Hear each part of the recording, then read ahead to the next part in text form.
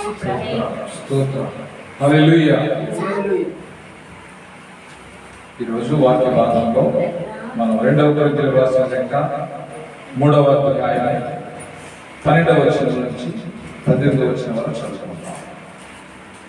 2వ కొరింథీయులకు రాసిన లేఖ 3వ అధ్యాయం 12వ వచనం నుంచి 18వ వచనం వరకు. తగ్గిపోవచ్చున్న మహిమ యొక్క అంతమును ఇశ్రాయేలీయులు తేరి చూడకుండానట్లు మోషే తన ముఖము మీద ముసుగు వేసుకొనెను. మేమట్లు చేయక ఇట్టి నిరీక్షణ గలవారమై బహుధైర్యముగా మాట్లాడుచున్నాము.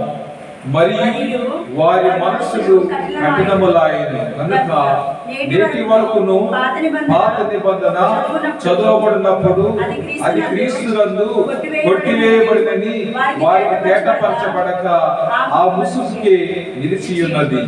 నేటి వరకును మోషే గ్రంథము మీదనున్నది గాని వారు చదివినప్పుడల్లా ముసుగు వారి హృదయముల మీద ఉన్నది గాని వారి హృదయము ప్రభు వైపునకు ఎప్పుడు తిరుగునో అప్పుడు ముసుగు తీసివేయబడును. ప్రభువే ఆత్మ. ప్రభు యొక్క ఆత్మ ఎక్కడ నుండునో అక్కడ స్వాతంత్ర్యం ఉండును. మనమందరము ముసుగు లేని ముఖముతో ప్రభువు యొక్క మహిమను అద్దము వలె ప్రతిబింబ చేయుచు మహిమ నుండి అధిక మహిమను పొందుచు ప్రభువు ఆత్మ చేత ఆ పోలికగానే మార్చబడుచున్నాము. దేవునికి స్తోత్రం. హల్లెలూయా, హల్లెలూయా. దేవుని బిడ్డలారా, ఈ రోజు నా సంఘముతో దేవుడు మాట్లాడుతున్నటువంటి మాట ఏంటంటే ముసుగు లేని ముఖముతో దేవుని యొక్క మహిమను మనము చూడాలి. దేవునికి స్తోత్రం. హల్లెలూయా, హల్లెలూయా. పిల్లలు ఆడుకుంటారు. ఏ ఆట ఆడతారంటే కళ్ళగంతలు ఆట ఆడుకుంటారు. కళ్ళకి ఆ క్లాత్ కట్టేసేసి నేను ఎక్కడన్నా పట్టుకోమంటారు. ఎవరు పట్టుకుని చెప్పమంటారు. ఇదేంటి అది ఒక ఆట. ముసుగు లేదంటే కళ్ళు మనం మూసుకున్నప్పుడు ఏమీ కనిపించదు. కానీ దేవుడు తన మహిమను బయలుపరుస్తున్నప్పుడు ఆనాడు మోషే గారు దేవుని యొక్క ముఖాన్ని చూడలేకపోయాడు. ఎందుకు చూడలేకపోయాడంటే దేవుని చూచి బతికిన నరుడు ఎవరు కూడా భూమి మీద లేరు. సో మండుచున్న పదవికి వెళ్ళినప్పుడు దేవుడు మోషే నువ్వు వేసుకును నీ కాళ్ళకున్న పాదరక్షాలు తీసి దగ్గర రా అన్నాడు.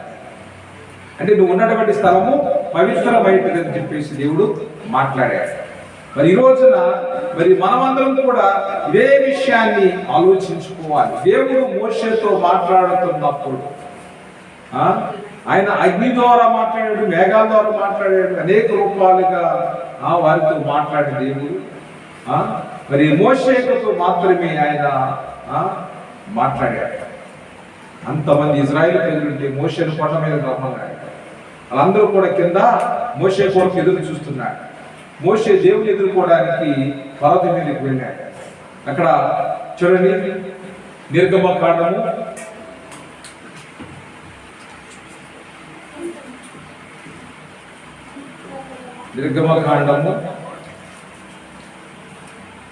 19వ అధ్యాయము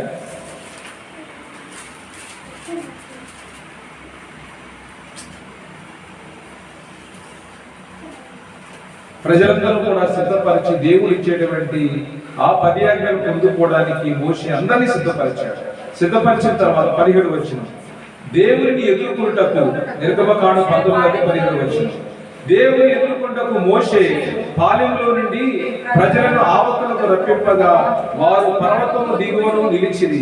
యెహోవా అగ్నితో సీనాయి పర్వతం మీద దిగి వచ్చినందున అదంతయు ధూమమయమై ఉండెను.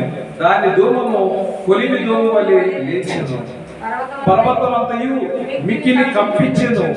ఆ బోరాధ్వని అంతకంతకు బిగ్గరగా మోకెను.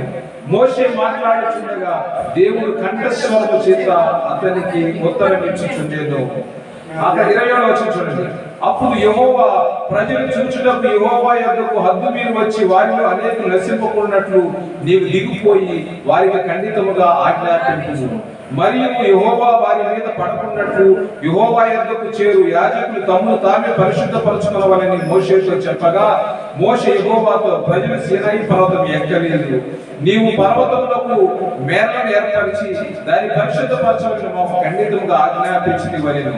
అందుకు యెహోవా, నీవు దిగి వెళ్ళుము, నీవు నీతో అహరోను ఎక్కి రావాలి, నీతో అహరోను ఎక్కి రావాలి. అయితే యెహోవా వారి మీద పడుకున్నట్లు యాజకులను ప్రజలను ఆయన ఎదురుకు వచ్చుటకు మేరను మీరకూడదు, ఆయన వారి మీద పడునేమో అని అతనితో చెప్పగా మోషే ప్రజల ఎదురుకు వెళ్ళి ఆ మాట వారితో చెప్పాడు. అంటే దేవుడు డైరెక్ట్ గా మోషేకి తన స్వరాన్ని వినిపిస్తున్నాడు, రూపాన్ని కాదు, స్వరాన్ని వినిపిస్తూ ఉన్నాడు. తేరి చూడమంటాడు. ఎందుకంటే మోషే మరి దేవుడిని చూస్తే మరి తన మీద తనకే ప్రాణభయం వస్తుంది. అందుకే దేవుడిని చూడలేడు. ఆయన స్వరానికి ఏమవుతుంది, పర్వతాలు కంపిస్తున్నాయి. స్వరానికే కల్పిస్తున్నట్లు ఉన్నప్పుడు సందర్భంలో ఆయన రూపాన్ని మరి ఇంకా ఆయన ఏ విధముగానైనా చూడలేడు. మాటకు పర్వతాలు కనిపించాయి.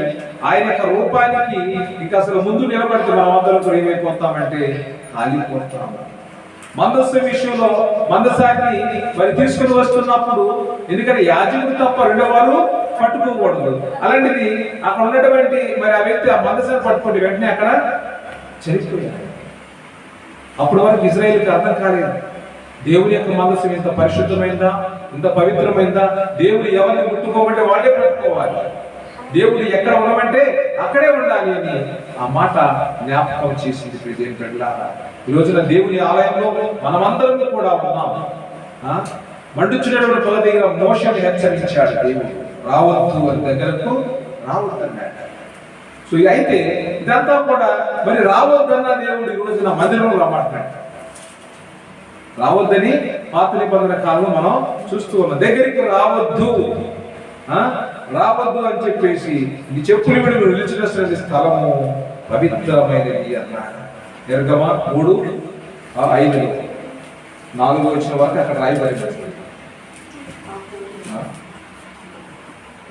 సో ఇప్పుడు మరి దేవుడు మరి వాళ్ళతో మాట్లాడిన దేవుడు, ఇజ్రాయిల్తో మాట్లాడిన దేవుడు, నా నామ మహిమ కొరకు మీరు ఒక మందిరాన్ని కట్టమన్నాడు. ఎవరు? దావీదుతో సెలవిచ్చాడు. తన కుమారుడు కాదు కట్టేది, నీ తర్వాత వస్తున్నాడు, నీ కుమారుడు కడతాడు. ఈ విధంగా ఆయన మాట్లాడి ఏమి చేశాడంటే తన కొరకు, తన నామ మహిమగంత కొరకు ఒక మందిరాన్ని నిర్మించాడు. దేవుని పెట్టారా, ఈ మందిరంలో అందరూ కూడా దేవుని ఆరాధించడానికి వెళ్ళేవారు. కానీ ఈ రోజున మరి మనకు క్రీస్తు ప్రభు వారు ఏం చేశారంటే తానే మందిరముగా ఇంకా ముసుకేసుకుని ఆయన చూడాల్సిన అవసరం లేదు. ఎవరిని? ఒకప్పుడు మీరు మోషే చూడలేకపోయాడు, ఈ రోజున ఇంకా మీరు ముసుకేసుకుని చూడాల్సిన అవసరము లేదు. ఆ ముసుగుని తొలగించేశారు. ఎవరు తొలగించేశారు? యేసు ప్రభు వారు తొలగించేశారు. ఒకప్పుడు ఆది సంపత్తులైన దేవుడిని చూడాలంటే మనం ముసుకేసుకుని చూడాలి. ఆయన యొక్క రూపం చూడడానికి అవకాశం లేదు. ఆయన స్వరం వినడానికి కూడా చెవులు సరిపోయే కాదు. అలాంటి పరిస్థితుల్లో దేవుడు తన అద్వితీయ కుమారుని భూమి మీద పంపించాడు. దేవుని స్తోత్రం. ఈ లోకాన్ని ప్రేమించాడు, లోకంలో ఉన్న మనుషుని ప్రేమించాడు. అందుకే యేసు ప్రభు వారిని శిలువ మరణం వరకు కూడా దేవుడు ఒప్పుకున్నాడు. యేసు ప్రభు వారి శిలువ మరణించడానికి కూడా దేవుడు అంగీకరించాడు. దేవుని చిత్తమైంది. ఈ లోకంలో ఉన్న పాపుల కొరకు ఆయన ప్రాణం పెట్టడం దేవుని చిత్తమైనది. దేవుని బిడ్డలారా, ఈ రోజున మరి ఆయన ఇక్కడ మరి మోషే విషయంలో ఏమి జరిగిందో మనం చూసాం. తగ్గిపోవచ్చున్న మహిమ యొక్క అంతమును ఇజ్రాయేలీలు తేరి చూడకున్నట్లు మోషే తన ముఖము మీద ముసుగు వేసుకునేది.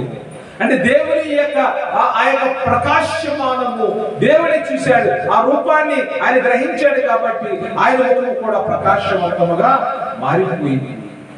ఆయన కూడా వెలిగిపోతున్నాడు. సో ఆ మహిమ, దేవుని యొక్క మహిమ తనలో నుంచి తగ్గిపోకుండా ముఖానికి ముసుగు వేసుకున్నాడు. ఎవరు? మోషే. తన ముఖం మీద ముసుగు మేమట్లు చేయక ఇంటి నిరీక్షణ గలవారమై బహుధైర్యముగా మాట్లాడుచున్నాం. మోషే మహిమ తగ్గిపోతే భయపడిపోయాడు. కానీ మేము అలా చేయట్లేదు, నిరీక్షణ గలవారమై బహుధైర్యముగా మాట్లాడుచున్నాము. 14 వచ్చింది. మరియు వారి మనసులు కఠినములాయను గనుక నేటి వరకును పాత నిబంధన చదవబడినప్పుడు అది క్రీస్తునందు కొట్టివేయని వారికి తేటపరచబడక ఆ ముసుగుకే నిలిచి ఉన్నది. అందుకే వాళ్ళు ఏమంటారు, ఇంకా కంటికి కన్ను అంటారు, పంటికి పన్ను అంటారు. ఎవరైనా నీ యొక్క అపరాధం చేస్తే, తప్పు చేస్తే శిక్ష అనుభవించాల్సింది అంటారు. ప్రతి ఒక్కరు కూడా వాక్యం ఏం చెప్తే తీసుకున్నవారు ఏం చెప్పారంటే, నీతిమంతుడు ఒక్కడును లేడు. సో మరి ఇప్పుడు తీర్పు ఎవరు తీరుస్తారు? ప్రభు అయినటువంటి యేసు ప్రభు వారు లోకానికి తీర్పు తీర్చబోతున్నాడు. మరి ఈ రోజున మనం నేర్చుకోవాల్సిన విషయం ఏంటంటే, ఒకప్పుడు పాత నిబంధన కాలములో మీరు కంటి కన్న కయ్యానికి కాలు దూవారు. పాత నిబంధన కాలం అన్యాయం జరిగితే ఇమీడియట్ గా దాని రియాక్షన్ ఉండేది. అందుకే ఆ వాక్యం ఏమంటుందంటే, మనుషులు చేసిన అపరాధములకు శిక్ష కలుగకుండా చూసి వీళ్ళు ఇంకా పాపంలో బతికిపోతుందని ప్రసంగి అంటాడు. ప్రసంగి మాటను అంటే శిక్ష వచ్చిందనుకోండి జాగ్రత్త పడతారు. శిక్ష రాలేదు కాబట్టి ఇంకా పాపాన్ని, ఇంకా పిల్లడిని తప్పు చేసి కొట్టేవనుకోండి వాడు భయపడతాడు. కొట్టేదనుకోండి వాడు మళ్ళీ అదే తప్పు చేస్తాడు. సో ఆ విధంగా మనుషులు కూడా పాపానికి సరెండర్ అయిపోయారు.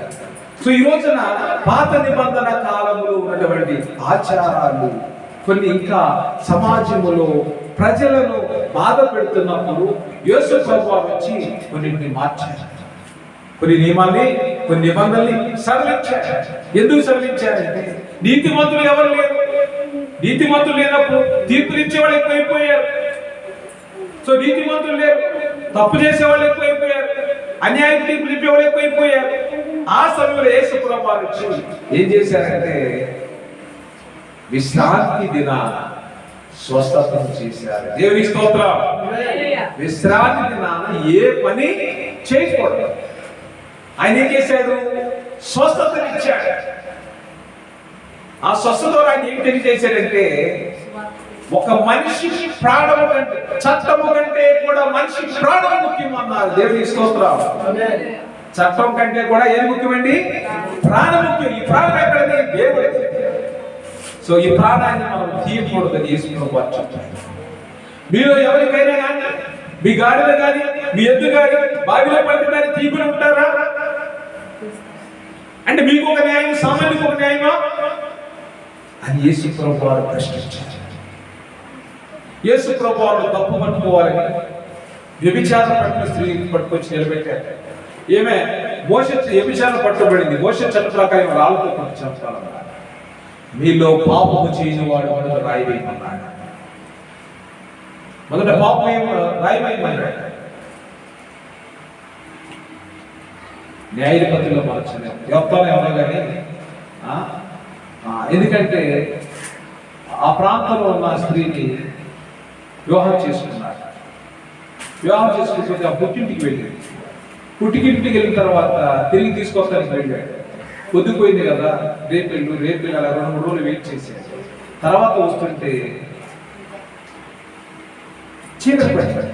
మధ్యలో ఒక ఇంటి దగ్గర ఆగి ఆ ఇంట్లో బస చేస్తే, ఆ ఊర్లో వాళ్ళు వచ్చేసి గలిబిలి చేస్తుంటే ఆ ఇంటి యజమాని అన్నాడు, అయ్యా మీరు వాళ్ళు మన దగ్గర ఆశ్రయం పొందడానికి వచ్చారు, మనం వాళ్ళ ఏడలో తప్పు చేయకూడదు, కావాలంటే నా భార్యను తీసుకెళ్ళండి, ఆమె తీసుకెళ్ళి తనకు మాత్రం ఏమి హాని చేస్తాడు. వాళ్ళు ఇష్టానుసారంగా వాడు చేస్తే ఆ సహోదరుడు ఆయన ఏం చేశాడంటే, ఆమె రాత్రి అంతా కూడా పాటు చేస్తే గుమ్మం బయట బాడీ వెళ్ళిపోయింది. ఆయన పొలం ఎక్కుతూ ఉన్నప్పుడు ఆయన గుర్రం మీద ఎక్కించుకొని, గాడిద మీద ఎక్కించుకొని తీసుకుని వెళ్ళి ముక్కలుగా చేసి ఇజ్రాయిల్ 12 గోత్రాలు పంపించారు. ఇక ఇజ్రాయిల్ ఎవరు కూడా ఇలాంటి పాపము చేయకూడదని 12 గోత్రాలకు పంపించారు. ఆ విధంగా పాపం విషయంలో అంత స్ట్రిక్ట్ గా ఉండేవాడు. ఆ విషయాన్ని యేసుప్రభువు వారు ఏం చేశారు? రాళ్లతో కొట్టి చంపవలసిన స్త్రీకి ప్రాణాన్ని ఇచ్చాడు. దేవుని స్తోత్రం.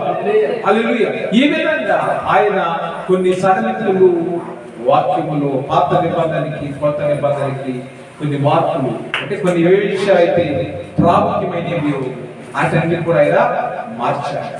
అందుచేత పౌలు గారు ఏమంటారంటే, ఈ రోజున మరియు వారి మనసులు కట్టవైపోయి ఆ రోజుల్లో, కానీ మన మనస్సులు మరి దేవుడు సున్నితం చేసి ఉన్నాడు.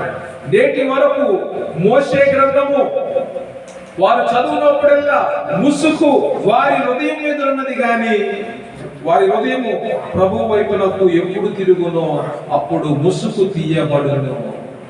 దేవునికి స్తోత్రం. ఇంకా వాళ్ళు దేవుడి వైపు తిరగలేదు, యేసు ప్రభు వారి మెస్సేని అంగీకరించలేదు, ఇంకా ముసుగేసుకుని ఆయన కొరకు ఎదురు చూస్తున్నారు. కాబట్టి ముసుగు లేని ముఖంతో ఆయనకి ఎప్పుడు చూస్తారు? ఎప్పుడు చూస్తారు అంటే వాళ్ళు దేవుని యొక్క మాటకు లోబడలేదు, ప్రవక్తలు చెప్పిన మాటలు వినలేదు, ఇంకా ఎదురు చూస్తున్నారు మెసేజ్ కోసం. అందుకే వాళ్ళ ముఖాలకి ఏముడిపోయిందండి? ముసుగుండిపోయింది. ఆ ముసుగును తొలగించాడు యేసు ప్రభు వారు. రక్షణ మనకిచ్చాడు, నిరీక్షణ మనకిచ్చాడు. కాబట్టి ఈ రోజున ధైర్యముగా క్రీస్తు గురించి మనము ప్రకటిస్తూ ఉన్నాం. దేవునికి స్తోత్రం. 17వ వచనం, ప్రభువే ఆత్మ, ప్రభు యొక్క ఆత్మ ఎక్కడ నుండునో అక్కడ స్వతంత్రం ఉండును. దేవుని స్తోత్రం. అని దేవుని యొక్క ఆత్మ ఎక్కడ ఉంటే అక్కడ స్వాతంత్రం ఉంటుంది. నువ్వు దాసుడు కాదు, నువ్వు బానిసడు కాదు, నువ్వు కుమారుడివే అన్నాడు. దేవుని స్తోత్రం. హల్లెలూయా. అంటే దత్తపుత్ర ఆత్మను నీకు నాకు యేసు ప్రభువు అనుగ్రహించి ఉన్నారు. పరలోకమందు ఉన్నటువంటి తండ్రితో మనల్ని ఒడంబడిక చేశాడు, సమాధానపరిచాడు. యేసు ప్రభువు తన రక్తాన్ని చిందించి పరమ తండ్రితో సమాధానపరిచాడు. ఎందుకు సమాధానపరిచాడంటే భూమి మీద ఏ ఒక్కరు నశించిపోవడం ఆయనకి ఇష్టం లేదు. హాగరు యొక్క కొడుకును 2 రోజులు వారలేకపోయింది. ఎవరు? సారా. జీర్ణించుకోలేకపోయింది. సొంత కొడుకు దాసీకు. ఎవరు? ఇసాకు సొంత కొడుకు, ఇష్మాయేలు దాసీకు. వాళ్ళిద్దరు ఆడుకోవడం కూడా ఇష్టపడి. సో ఈ రోజున మనం ఇంకా ఆ దాస్యంలో నుంచి దేవుడు వాళ్ళని కొట్టివేసి స్వతంత్రులు చేసి ఉన్నాడు. ఇంకా నువ్వు పాపానికి దాసుడిగా ఉండడానికి వీల్లేదు, ఇంకా నువ్వు శాపానికి ఎంట పెట్టుకోవడానికి వీల్లేదు. నీ శాపాన్ని, పాపాన్ని కొట్టివేసి నిన్ను పరిశుద్ధపరిచాడు. నీ మీద ఉన్నటువంటి మోసములు తీసివేసి దేవుని ఎదుట నిన్ను ప్రతిష్ఠించాలనుకున్నాడు. దేవుని స్తోత్రం. హల్లెలూయా. మనమందరము ముసుగు లేని ముఖముతో ప్రభు యొక్క మహిమను అద్దము వలె ప్రతిబింబ చేయించు మహిమ నుండి అధిక మహిమను పొందొచ్చు. ప్రభువు ఆత్మ చేత ఆ పోలికగాని మార్చబడుచున్నాము. ఆయన స్వరూపము మన యందు ఏర్పడి వరకు అదేమంటున్నాడు? ప్రభు యొక్క మహిమను అద్దం వలె ప్రతిబింబ చేయించు. నువ్వు ఎలా ఉండాలి? ఒక అద్దం వలె ఉండాలి. దేవుని స్తోత్రం. నీ ముఖంలో వారి ముఖాలు చూసుకోవాలి. మోకాళ్ళు నుండి ప్రార్థన చేస్తే నీ ముఖము తెల్లగా ప్రకాశిస్తూ ఉన్నది. దేవునికి స్తోత్రం. భక్తి జీవితంలో అనుభవం మీరు ఏం చెప్పారంటే, మీరు మోకాళ్ళని ప్రార్థన చేస్తే మీ ముఖము తెల్లగా మెరిసిపోతుంది. ఈ రోజున నీ ముఖ కాంతిలో నీ ఇరుగు పొరుగు వారు వారి రూపాన్ని చూసుకోవాలి, వారి రూపాన్ని చూసుకోవాలి. సో అప్పుడు ప్రభు ఆత్మ చేత పోలికగానే మనము మార్చబడుతున్నాం. మహిమ నుండి అధిక మహిమలోనికి మనం ప్రవేశించాలి. మహిమ నుంచి అధిక మహిమలోకి మనమందరం కూడా ప్రవేశించాలని వాక్యం సెలవిస్తున్నది. అయితే ఈ యుగ సంబంధమైన దేవత ఏం చేసిందంటే గురుడి తరము కలుగజేసింది. ఎవరికి? అవిశ్వాసమైన వారికి వాక్యం ఉంది. మరి విశ్వాసమైన వారి సంగతి ఏంటి? విశ్వాసమైన వారు కూడా చాలా మంది ఇదే విధానంలో ఉన్నారు కదా. దీన్ని కొట్టివేశారు దేవుడు. చూడండి, 2 కొరింథీయులకు రాసిన 4వ అధ్యాయం 3వ వచనం, మా స్వార్థ మరుగు చేయబడి ఎడలా నశించిన వారి విషయంలోనే గాని మరుగు చేయబడి ఉన్నది. దేవుని స్వరూపి అయిన క్రీస్తు మహిమను కనపరచు స్వార్థ ప్రకాశము వారికి ప్రకాశింపకుండునట్లు నిమిత్తము ఈ యుగ సంబంధమైన దేవత అవిశ్వాసులైన వారి మనోనేత్రాలకు గుడ్డితనం కలుగజేసింది, గుడ్డివాడు చేసేసింది. సో అంధకారములో వెలుగు ప్రకాశించును గాక అని పలికిన దేవుడే తన మహిమను గురించిన జ్ఞానము యేసుక్రీస్తునందు వెల్లడిపరచుటకు మా హృదయములలో ప్రకాశించెను. దేవుని స్తోత్రం. ఎవరు ప్రకాశిస్తున్నారు? మా హృదయాల్లో. సృష్టికర్త అయినటువంటి దేవుడే మాలో, మా హృదయాల్లో, మా మాటల్లో, మా క్రియల్లో, మా రూపంలో ప్రకాశిస్తున్నాడని ఆ పౌలు గారు చెప్తూ ఉన్నారు. కాబట్టి దేవులారా మరి ఈ రోజున ప్రభు యొక్క మహిమ మనం పొందుకున్నటువంటి మహిమ నుంచి అధిక మహిమలోనికి మనం వెళ్ళే వారిగా ఉండాలి. క్రీస్తులో మన రూపాన్ని చూసుకోవాలి. క్రీస్తులో ఏం కనపడాలండి? మన రూపాన్ని చూడాలి. అంటే తేటగా ఉన్నటువంటి నీళ్ళలోకి వెళ్ళి మనం చూసామనుకోండి, మన రూపం ఆ నీటిలో కనపడదు. అదే నీడలో మన ప్రతిమను చూస్తాం కాబట్టి ఒరిజినాలిటీ చూడలేము. నీడ అర్థమైందా? ఎండమావులు ఏమంటారండి? ఎండమావులు అంటారు. ఇది ఎలా కనపడుతుంది? మన యొక్క అక్కడ అదంతా కూడా క్లీన్ గా ఉండదు, ఎండమావి క్లీన్ గా ఉండదు. కానీ నీటిలో మన రూపాన్ని మనం స్పష్టంగా చూడవచ్చు, స్పష్టంగా మన రూపాన్ని చూసుకోవచ్చు. కాబట్టి మన రూపము ఈ లోకములో ఉన్నటువంటి అద్దాల్లో కాదు చూడాల్సింది, మనిషిలో కాదు చూడాల్సింది, దేవునిలో మన యొక్క రూపాన్ని చూడాలి. దేవునికి స్తోత్రం, హల్లెలూయా. అంటే అంత త్యాగం కలిగి పరిశుద్ధమైనటువంటి జీవితం జీవిస్తేనే కానీ ఆయన్ని చూడలేరు. ఎవరు చూస్తారండి ఆయన్ని? ఎవరు చూస్తారు?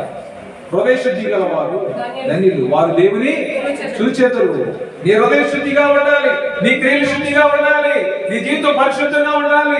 పాపం నీలో ఉండకూడదు. పరిశుద్ధులు నీలో ఉన్నప్పుడు నువ్వు ప్రభుని చూస్తావు. దేవుని స్తోత్రం. పరిశుద్ధత లేకుండా ఎవరు కూడా ప్రభుని చూడలేరు. ఈ రోజున ఆ పరిశుద్ధ జీవితంలో నేను జీవింప చేయాలని ప్రభు విలువ పెట్టి నిన్ను కొని ఉన్నారు. దేవుని స్తోత్రం. విలువ అంటే మనమంతా కూడా డబ్బులు చెల్లించాడా అంటే ఆయన తన ప్రాణం పెట్టి కొన్నాడు. ఏం పెట్టి కొన్నాడండి? ప్రాణం పెట్టి కొన్నాడు. ఎవరండి ప్రాణం పెట్టి ఇంకొక వ్యక్తి కోసం? ఈ రోజుల్లో భార్య తన భర్త కోసం ప్రాణం పెట్టలేదు, కొడుకు తన తల్లి కోసం ప్రాణం పెట్టలేడు. ఎవరు పెడతారండి? ఆ రోజులు పోయే. ఒకప్పుడు పిల్ల కోసం తల్లి ప్రాణం పెట్టేది, బిడ్డ కోసం. ఈ రోజుల్లో తల్లి ప్రాణం పెట్టదు, తండ్రి ప్రాణం పెట్టదు. తండ్రికి ఉన్న టెన్షన్స్ వేరు, తల్లికి ఉన్న టెన్షన్స్ వేరు. పిల్లల పరిస్థితి ఏంటి? మరి పిల్లల పరిస్థితి ఏంటి? అగోచరంగా మారిపోతున్నారు. తల్లి ఒక పక్కన చూస్తారు, తండ్రి ఒక పక్కన, పిల్లోడు వాడి జీవితాన్ని పాడు చేసుకుంటున్నారు. అందుకే పౌలు గారు అంటారు, సో ఆ విధానంలో మనం లేకుండా ఆ సువార్తను మనకు ఏం చేశారంటే కనపరిచారు. ఆ సువార్త మన ఎలా ప్రకాశిస్తూ ఉన్నది. కాబట్టి ప్రభు మనలో నిత్యము ప్రకాశిస్తూ ఉండాలి, ప్రభు మాటలు నిత్యము జీవిస్తూ ఉండాలి. అప్పుడు ముసుగు లేని ముఖముతో ఆయన మందిరంలో, ఆయన సన్నిధిలో మనం కనిపించాలి. ఇంకా ముసుగేశ్వరి ప్రభు అన్నాడు, ఈ బైబిల్ నాకు చూడలేకపోతానికి వీల్లేదు.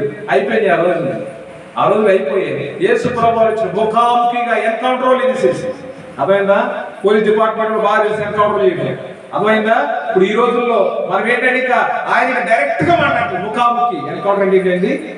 Face to face, no media. అలాంటి సువార్త ఏంటంటే, సువార్త ఎవరి దగ్గర వచ్చింది? సేవకుల ద్వారా వచ్చింది, యేసు ప్రభు శిష్యుల ద్వారా వచ్చింది. సువార్త వచ్చేసింది. సువార్త అందిన తర్వాత ఇప్పుడు డైరెక్ట్ గా దేవుడే నీతో మాట్లాడతాడు. మధ్యవర్తి లేడు.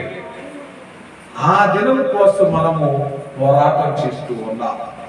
సో పరిశుద్ధాత్మను పొందుకున్నటువంటి మరి ప్రభు శిష్యులు సువార్తను ప్రకటించారు. సంఘాలను మరి పరిశుద్ధాత్మను పొందుకుని మనమందరం కూడా ప్రభు యొక్క వాక్యాన్ని ప్రకటించాలి, ప్రభు బిడ్డలుగా జీవించాలని ప్రభు పేట తెలియజేస్తున్నాను.